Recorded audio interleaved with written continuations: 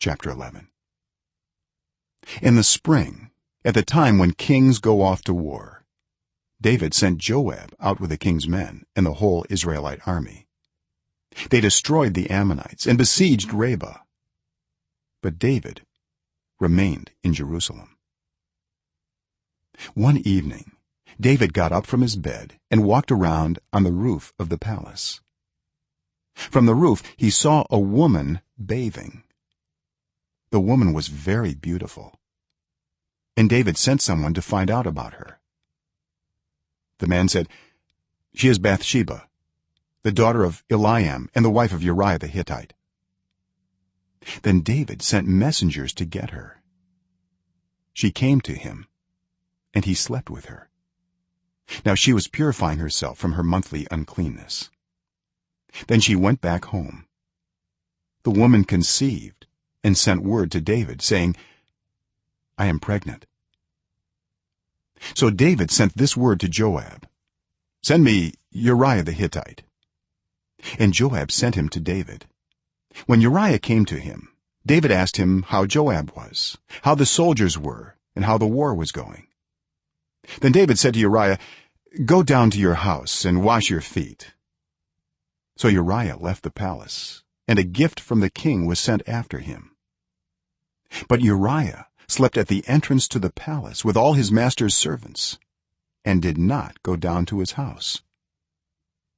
David was told Uriah did not go home.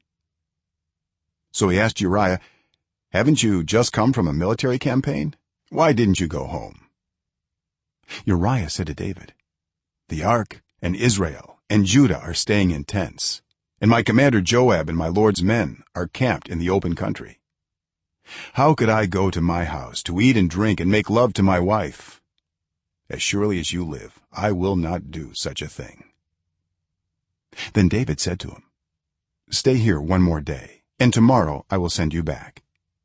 So Uriah remained in Jerusalem that day and the next. At David's invitation, he ate and drank with him, and David made him drunk. But in the evening, Uriah went out to sleep on his mat among his master's servants. He did not go home. In the morning, David wrote a letter to Joab and sent it with Uriah. In it he wrote, "Put Uriah out in front where the fighting is fiercest. Then withdraw from him, so he will be struck down and die." So while Joab had the city under siege, he put Uriah at a place where he knew the strongest defenders were. When the men of the city came out and fought against Joab, some of the men in David's army fell. Moreover, Uriah the Hittite died. Joab sent David a full account of the battle. He instructed the messenger, "When you have finished giving the king this account of the battle, the king's anger may flare up, and he may ask you, 'Why did you get so close to the city to fight? Didn't you know they would shoot arrows from the wall? Who killed Abimelech son of Jerub-Besheth? Didn't a woman drop an upper millstone on him from the wall so that he died in Thebez? Why did you get so close to the wall?'